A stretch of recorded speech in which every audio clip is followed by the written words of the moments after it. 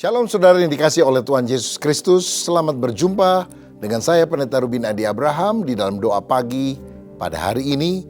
Dan kita akan membahas tentang surat Efesus yang menceritakan tentang kekayaan kemuliaan Allah, berkat-berkat sorgawi yang Tuhan akan berikan kepada orang-orang percaya yang sungguh beriman kepada Yesus Kristus.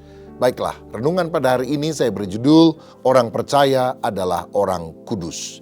Efesus 1 ayat 1 berkata demikian. Dari Paulus, Rasul Kristus Yesus yang oleh kehendak Allah kepada orang-orang kudus di Efesus, orang-orang percaya dalam Kristus Yesus. Saudara-saudara, penulis surat Efesus adalah Rasul Paulus. Nama asalnya adalah Saulus karena dia berasal dari suku Benyamin. Dan mungkin Saulus itu diambil dari nama Raja Israel pertama, Saul, yang juga lahir dari suku Benyamin. Nah, Saulus ini adalah seorang Farisi yang taat. Bahkan dia pada masa hidupnya menjadi pemimpin gerakan anti-Kristen di Yerusalem. Dia berusaha menyiksa, menangkapi orang-orang Kristen. Dan dengan surat keputusan daripada imam kepala, dia mengejar orang-orang Kristen sampai ke Damaskus, Damsyik, Syria. Tetapi Tuhan menampakkan diri dalam cahaya yang menyilaukan mata dan berkata, "Saulus, Saulus, mengapakah engkau menganiaya aku?" Itulah yang membuat Paulus rebah dan akhirnya dia bertobat menjadi rasul yang memberitakan Injil khususnya kepada orang yang bukan Yahudi. Nah, saudara, Alkitab mencatat setelah melayani jemaat di kota Antiokhia, Roh Kudus mendorong Paulus ini untuk memberitakan Injil kepada bangsa-bangsa lain. Kisah Para Rasul mencatat ada 3 perjalanan penginjilan Paulus. Dan sekitar tahun 53 Masehi, Paulus pertama kali melayani di kota Efesus. Tetapi dalam Kisah Para Rasul 18 ayat 19 sampai 21, di sana dituliskan bahwa Paulus hanya singgah sesaat. Dan dia meninggalkan Aquila dan Priscilla untuk melayani di sana. Namun dia sendiri segera melanjutkan perjalanan ke tempat yang lain. Namun 2 tahun kemudian, dalam perjalanan pekabaran Injil yang ketiga, Paulus tinggal di Efesus setidaknya 2 tahun atau lebih. Dan dia membangun sebuah jemaat di kota yang penduduknya mayoritas memuja Dewi Artemis atau Dewi Diana. Dan banyak orang-orang menjadi percaya kepada Yesus melalui pelayanan tersebut. Sekitar tahun 62 Masehi, 9-10 tahun setelah Paulus memberitakan Injil di Efesus, maka Paulus dipenjara di kota Roma. Dan di Roma itulah dia menulis surat kepada jemaat yang ada di Efesus. Dan dia menitipkan kepada seorang anak rohaninya yang bernama Tikhikus, seorang yang mengembalakan jemaat di kota Kolose. Dan dia menitipkan 3 surat itu, yaitu surat kepada jemaat di Efesus, surat kepada jemaat di Kolose, dan juga kepada Filemon, orang kaya yang tinggal di kota Kolose, yang memiliki rumah yang dipakai untuk tempat umat Tuhan berkumpul pada waktu itu. Karena zaman dulu kan belum ada gedung gereja, jadi mereka beribadah di rumah. Sambil dia mengembalikan seorang budak bernama Onesimus yang melarikan diri dari Kolose, dari rumah Filemon, dan tampaknya mencuri barang-barang Filemon. Tapi bertemu dengan Paulus di Roma dan kemudian bertobat di bawah pelayanan Paulus. Dia diutus kembali ke Kolose didampingi oleh Tikhikus dan kemudian mendapatkan surat pengantar daripada Paulus supaya Onesimus diterima kembali bukan sebagai budak tapi sebagai saudara seiman. Dan tampaknya surat itu diterima oleh Filemon yang kemudian mengabulkan seluruh permintaan daripada Paulus. Karena Paulus juga menulis, "Jika Onesimus ini pernah merugikan kamu, aku yang ganti, aku yang bayar. Tapi ingat, kamu juga berhutang kepada saya. Bukan hutang uang, hutang nyawa. Karena aku yang memberitakan Injil sampai kamu diselamatkan oleh anugerah Kristus Yesus." Yang menariknya, Onesimus menurut sejarah akhirnya menjadi salah satu pemimpin Kristen di kota Kolose. Tuhan bisa mengubah kondisi orang, budak yang rendah, maling, menjadi seorang yang sangat berguna karena kuasa Injil dari Yesus Kristus yang mengubahkan. Nah, saudara-saudara, ayat ini berkata dari Paulus. Berarti Paulus disebutkan adalah penulis dari kitab ini. Tetapi seperti dalam hal penulisan kitab suci, manusia memang yang menulisnya, tapi Roh Kudus sebetulnya yang mengilhamkannya. Allah memang menggunakan pikiran, kepribadian, kepandaian, dan juga bakat Paulus. Yang gaya tulisannya tentu berbeda dengan gaya tulisan Daud misalnya, gaya tulisan Musa. Tetapi dalam proses penulisan itu Allah menguasai para penulis ini sedemikian rupa sehingga setiap tulisan yang tercantum dan sekarang kita baca terjemahannya dalam bahasa Indonesia itu betul-betul selaras dengan keinginan hati Tuhan, karena itu adalah firman Allah tanpa salah sedikit pun dalam naskah aslinya. Nah, saudara, jadi waktu kita membaca Alkitab ini punya unsur ilahi sehingga tidak mungkin salah. Ineran, tidak mungkin salah. Dan juga insani.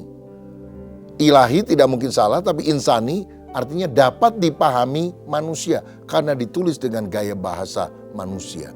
Sehingga waktu kita mengerti esensinya, kita beriman kepada Yesus, diselamatkan dan bertumbuh secara rohani. Dikatakan dari Paulus, Rasul Kristus Yesus.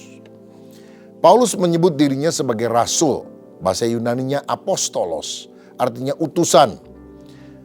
Seringkali kata rasul juga dipakai untuk menunjuk misionaris yang diutus oleh gereja untuk mengabarkan Injil kemana-mana. Dan rasul pada umumnya mengacu kepada 12 murid Yesus yang telah mengikut Yesus kira-kira 3 tahun pada waktu dia ada di atas muka bumi ini. Mereka adalah saksi mata daripada kehidupan, kematian, bahkan kebangkitan Yesus. Paulus tentu bukan salah satu dari 12 murid Yesus. Tetapi dia digolongkan sebagai rasul karena dia melihat Yesus secara langsung. Ketika Yesus menampakkan diri kepada dia di kota Damsyik. Dan terutama karena Paulus mendapatkan pengertian Injil secara langsung dari Yesus Kristus. Kalau kita baca dalam Galatia pasal yang pertama, ayat 11 dan 12 dikatakan demikian. Sebab aku menegaskan kepadamu, saudara-saudaraku, bahwa Injil yang kuberitakan itu bukanlah Injil manusia, karena aku bukan menerimanya dari manusia, dan bukan manusia yang mengajarkannya kepadaku, tetapi aku menerimanya oleh penyataan Yesus Kristus. Nah, saudara-saudara, jadi kebenaran-kebenaran Injil yang diterima oleh Paulus itu adalah penyataan, revelation yang diberikan oleh Yesus sendiri kepada dia. Dan ternyata karena ini memang firman Allah, tidak ada ajaran Paulus yang bertentangan dengan ayat-ayat yang lain baik dalam perjanjian lama maupun perjanjian baru. Kalaupun kita rasa kadang ada pertentangan, sebetulnya karena kita belum terlalu memahami maknanya. Ya, misalnya Paulus berkata keselamatan itu karena iman, bukan karena perbuatan. Tapi Yakobus berkata iman tanpa perbuatan pada hakikatnya adalah mati. Apakah keselamatan karena iman atau karena perbuatan? Jawabannya karena iman, tapi iman sejati harus nampak dalam perbuatan baik. Sebab tanpa perbuatan baik, maka iman itu iman palsu, iman yang mati, iman yang sia-sia. Saudara, inilah luar biasanya firman Tuhan yang dinyatakan kepada rasulnya, nabinya, sehingga menulis secara tepat apa yang merupakan keinginan Tuhan. Nah, Paulus di dalam surat ini menggunakan sebutan rasul bukan untuk menyombongkan dirinya. Wah, aku rasul loh, aku ketemu Tuhan Yesus langsung, diajar langsung oleh Yesus. Dia bukan melakukan karena kesombongan rohani, tapi agar tulisannya punya wibawa atau otoritas dan diterima oleh jemaat karena dia yakin ini adalah firman Tuhan. Nah, saudara-saudara, perlu saudara ketahui dalam perjanjian baru selain 12 murid, ada beberapa orang yang disebut sebagai rasul. Paulus misalnya, tadi saya sudah jelaskan. Ada nama lain misalnya Barnabas, Andronikus, Yunias, Silas, Timotius, Apolos, ada ayat-ayat pendukungnya di dalam kitab Perjanjian Baru. Tetapi mereka bukan salah satu dari 12 murid. Berarti rasul juga bisa berarti orang yang diutus oleh Allah untuk memberitakan Injil kepada banyak orang. Nah, pada masa kini juga ada yang menyebut dengan fungsi kerasulan. Kalau jabatan rasul sebagai 12 murid Yesus tentu sudah berhenti. Ya, tetapi fungsi kerasulan itu masih tetap ada dan diterahkan kepada orang pendeta pada masa kini yang menanam banyak jemaat-jemaat lokal dan kemudian membapainya atau memayungi dalam payung rohani para pemimpin yang ditempatkan di jemaat lokal itu sehingga pelayanan bisa bertumbuh dengan pesat. Jadi fungsi kerasulan itu tentu ada walaupun rasul bila diartikan secara sempit 12 murid Yesus tentu sudah tidak ada. Tetapi kalau rasul apostolos dalam arti luas, orang yang ditunjuk Allah untuk menyebarkan Injil, setiap orang percaya gereja Tuhan juga memiliki fungsi kerasulan ini. Nah, saudara sekalian, dikatakan dari Paulus rasul Kristus Yesus oleh kehendak Allah. Paulus menerima kerasulannya bukan karena kehendak diri atau kehendak orang lain, tapi kehendak Allah. Karena kalau bukan Tuhan yang menampakkan diri kepada dia, dia akan tetap menganiaya orang Kristen. Justru sekarang dia berbalik jadi rasul Kristen yang efektif, yang memenangkan jiwa karena Tuhan telah menjamah dia, mentobatkan dia. Nah, ini menunjukkan kepada kita sekarang, kalau orang mau melayani jadi hamba Tuhan, mesti ada panggilan Tuhan. Bukan sekedar karena didorong temannya, saudaranya, ayahnya, anaknya. Tapi harus ada dorongan Tuhan. Saya dulu habis tamat SMA, lulus dan kemudian mendaftarkan diri di perguruan tinggi, diterima. Saya nggak mau jadi pendeta sebetulnya. Walaupun saya orang Kristen, saya mau melayani tapi jadi pendeta no. Tapi Tuhan memanggil saya secara khusus. Tinggalkan cita-citamu, masuk sekolah Alkitab, layani aku. Saya bergumul ingin menolak, tapi pada akhirnya saya taat. Dan inilah saya sekarang menjadi hamba Tuhan karena Tuhan yang memanggil. Tapi kemudian Tuhan juga berbicara kepada anak saya yang pertama untuk menjadi seorang hamba Tuhan. Dia telepon saya bilang, kamu cek dulu, pastikan benar enggak dari Tuhan. Karena melayani itu banyak tantangan, mesti panggilan Tuhan, bukan karena didorong oleh orang tua atau siapapun. 6 bulan kemudian dia berkata, saya yakin ini panggilan Tuhan. Saudara, dia tinggalkan pekerjaannya di luar negeri, dia belajar teologi selama beberapa tahun di Singapura karena saya bilang jangan pulang dulu ke Indonesia sebelum engkau belajar sekolah teologi. Dan akhirnya dia lulus, dia melanjutkan di Indonesia sampai pada gelar doktoral. Anak saya yang kedua juga mendapatkan panggilan Tuhan pulang dari Australia. Dia meyakini bahwa Tuhan memanggil dia ketika dia bekerja di sebuah perusahaan yang prestisius di kota Jakarta, sebuah perusahaan internasional. Dan dia juga menyelesaikan pendidikannya sampai doktor, saudara sekalian, dan dia melayani Tuhan. Jadi kalau kita melayani jangan karena didorong-dorong orang lain, tapi karena memang Tuhan yang memanggil saudara. Penerima surat ini adalah orang-orang kudus di Efesus. Saya bacakan dari Paulus Rasul Kristus Yesus oleh kehendak Allah kepada orang-orang kudus di Efesus, orang-orang percaya dalam Kristus Yesus. Nah, saudara sekalian, penerimanya adalah orang-orang kudus di Efesus, orang-orang yang percaya kepada Kristus. Di sini kita mengetahui bahwa orang kudus, the saint, atau kita kadang menyebut santa atau santo, sebetulnya orang yang hidup saleh. Biasanya diberikan gelar ini oleh Gereja Roma Katolik bagi orang yang sudah meninggal dunia, yang hidupnya bisa diteladani. Tapi Paulus justru menyebut orang yang masih hidup, jemaat di kota Efesus ini sebagai santo atau santa, orang-orang suci. Saudara, ini menunjukkan bahwa kalau kita beriman kepada Yesus, kita dibenarkan oleh Tuhan, kita dikuduskan oleh Tuhan. Bukan karena perbuatan baik kita, tapi posisi kita di hadapan Tuhan, kita sudah menjadi orang kudus. Ada kekudusan posisi karena karya Kristus yang menyucikan kita di kayu salib. Tapi yang kedua ada kekudusan pengalaman, di mana kita harus hidup berjalan dalam kekudusan, mematikan keinginan daging, taat sepenuhnya kepada firman Tuhan dan kuasa Roh Kudus. baru kemudian nanti akan ada kekudusan yang sempurna, perfection. Pada waktu Yesus datang kali kedua dan mengangkat kita ke dalam kerajaan sorga. Kudus, kadosi atau hagios bahasa aslinya berarti terpisah atau berbeda. Misalnya hari Sabat disebut hari kudus karena dipisahkan untuk kita bisa beribadah kepada Tuhan. Bangsa Israel disebut bangsa yang kudus bukan karena nggak pernah berdosa. Oh, dosanya banyak, saudara.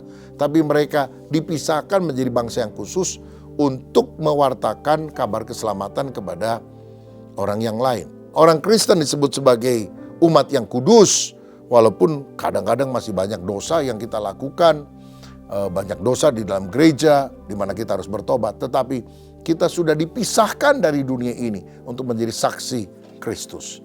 Makanya Roma 12 ayat yang kedua itu sangat penting untuk kita hayati. Dikatakan, janganlah kamu menjadi serupa dengan dunia ini, tetapi berubahlah oleh pembaruan budimu, sehingga kamu dapat membedakan manakah kehendak Allah, apa yang baik, yang berkenan kepada Allah, dan yang sempurna. Efesus 4 ayat 1 juga berkata, sebagai orang yang telah dipanggil, kita harus hidup berpadanan dengan panggilan itu. Tinggalkan perkara-perkara duniawi, karena kita sudah dipanggil untuk hidup di dalam terang sebagai orang kudus. Nah, kita ini adalah orang yang diperuntukkan bagi Allah. Karena ayat tadi berkata dari Paulus, Rasul Kristus Yesus oleh kehendak Allah kepada orang-orang kudus di Efesus, orang-orang yang percaya dalam Kristus Yesus. Saudara-saudara, kita telah dibawa dari kegelapan, dikeluarkan dari hidup yang penuh dosa, dan berjalan dalam terang kemuliaan Allah. Karenanya kita harus mempersembahkan seluruh hidup kita bagi Allah, memuliakan Dia, menyenangkan Dia.